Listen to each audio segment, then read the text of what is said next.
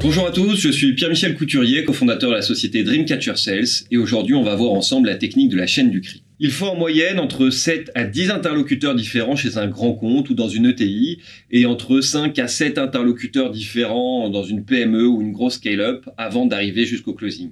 La question est donc de savoir comment repérer, identifier et cartographier les bons interlocuteurs à mettre autour de la table lors du premier rendez-vous de découverte des besoins et lors du second rendez-vous de proposition commerciale. La technique de la chaîne du cri est donc de se poser la question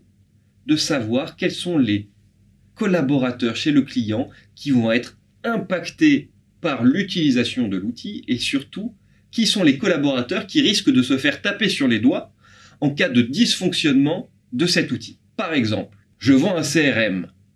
à des cibles directeurs commerciaux. Un CRM, donc un outil en SaaS qui permet à la fois de pouvoir gérer pour les commerciaux le cycle de vente de leurs clients ainsi que la data client, mais aussi qui permet très souvent de pouvoir gérer la facturation client. Et bien ce logiciel, en cas de dysfonctionnement, va impacter le service de comptabilité à la fois dans l'édition de factures et donc dans le règlement et le suivi de règlement de ces derniers. Il est donc absolument nécessaire que lors du premier et du second rendez-vous avec mon prospect, je mette autour de la table soit le DAF, soit un représentant du service comptabilité. Cette technique du prisme de la chaîne du cri permet aussi d'améliorer la fidélisation et le taux de rétention de clients.